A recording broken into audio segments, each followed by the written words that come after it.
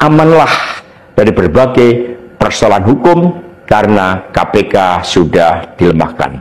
Jadi dari keterangan saya, yang saya pertanggungjawabkan secara hukum, secara politik, yang saya pertanggungjawabkan di atas Tuhan yang Maha Kuasa tentang kebenaran pernyataan saya ini, meskipun tanpa bukti, rakyat Indonesia bisa mengetahui bahwa pelemahan KPK dilakukan oleh Presiden Jokowi.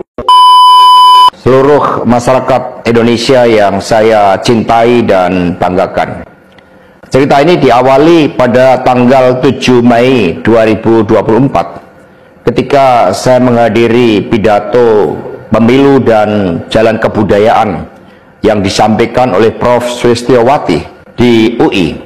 Di situ saya bertemu dengan Bapak Novel Baswedan, Pak Rocky Gerung, dan tokoh-tokoh civil society lainnya. Ketika saya bertemu dengan Mas Novel Baswedan, beliau menanyakan ke saya perlu konfirmasi apakah betul PDI Perjuangan yang memelopori perubahan Undang-Undang KPK yang mengkerdilkan KPK di dalam upaya pemberantasan korupsi. Saya katakan dengan tegas kepada Mas Novel Baswedan saat itu, inilah kalau ada hal-hal yang buruk oleh Presiden Jokowi selalu dilimpahkan kepada PDI Perjuangan dan juga Ibu Megawati Soekarno Putri. Tetapi ketika ada hal-hal yang positif selalu diambil oleh Presiden Jokowi tanpa menyisakan benefit bagi kepentingan PDI Perjuangan. Mengapa saya katakan seperti itu? Revisi Undang-Undang KPK termasuk kabar buruk yang disampaikan bahwa itu adalah ulah PDI Perjuangan. Sebagai Sekretaris Jenderal DPD Perjuangan, saya sampaikan kepada Mas Novel bahwa saya adalah sekjen yang sangat getol menjabarkan perintah Ibu Megawati Soekarno Putri bagaimana PDI Perjuangan memerangi korupsi. Karena itulah tuduhan bahwa revisi Undang-Undang KPK diarsiteki oleh PDI Perjuangan itu sangat salah. Saya ingat ketika saya bertemu dengan Presiden Jokowi di Istana Merdeka menjelang Mas Gibran dan Mas Bobi mau mencalonkan sebagai wali kota Solo dan wali kota Medan. Saya mengatakan kepada Pak Presiden Jokowi sekaligus untuk menguji keseriusan beliau di dalam mencalonkan anak dan menantunya. Pak Presiden, apakah betul Bapak mau mencalonkan Mas Gibran dan Mas Bobi sebagai wali kota? Loh, kenapa Pak Sekjen? Karena ketika Mas Gibran dan Mas Bobi sebagai wali kota, maka otomatis dia menjadi pejabat negara. Dan ini akan sangat rawan terhadap berbagai bentuk gratifikasi, suap, dan berbagai tindakan korupsi lainnya. Presiden Jokowi sempat termenung saat itu.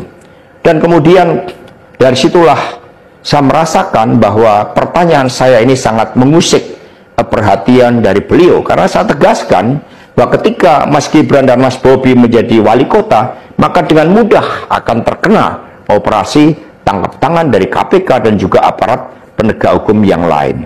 Maksud saya bertanya kepada Presiden Jokowi adalah untuk mengingatkan bahwa beliau sudah presiden. Buat apa kemudian anak-anaknya harus menjadi wali kota, dan itu mengandung suatu risiko-risiko politik, mengingat presiden juga berhadapan dengan begitu banyak pihak-pihak yang selalu mencoba berhadapan dengan Bapak Presiden. Tetapi beberapa saat kemudian saya menerima salah seorang menteri, dan beliau mengatakan kepada saya bahwa sudah mendapatkan arahan dari Presiden Jokowi untuk melakukan revisi Undang-Undang KPK. Saat itu dijelaskan berbagai pasal-pasal penting, misalnya bahwa pimpinan KPK tidak otomatis bertindak sebagai penyidik. Kemudian ada beberapa pasal-pasal yang tidak memungkinkan bagi penyidik independen untuk bergabung ke KPK.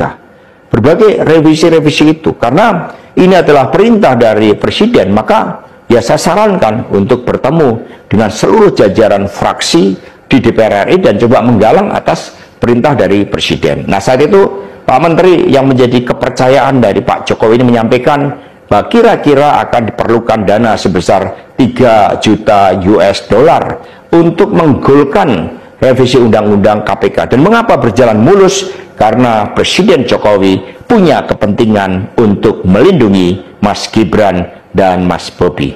Maka sejarah mencatat bahwa revisi Undang-Undang KPK ini dilaksanakan sebelum pelaksanaan pilkada serentak di mana Mas Gibran dan Mas Bobi berproses menjadi wali kota. Maka ketika terpilih menjadi wali kota, amanlah dari berbagai persoalan hukum karena KPK sudah dilemahkan. Jadi dari keterangan saya, yang saya pertanggungjawabkan secara hukum, secara politik, yang saya pertanggungjawabkan di atas Tuhan yang Maha Kuasa tentang kebenaran pernyataan saya ini, meskipun tanpa bukti, rakyat Indonesia bisa mengetahui bahwa pelemahan KPK dilakukan oleh Presiden Jokowi, kemudian dampaknya dituduhkan kepada PDI Perjuangan. Ini jawaban buat Mas Novel Baswedan. Terima kasih. Tegakkan kebenaran. Satyam Eva Jayate. Merdeka.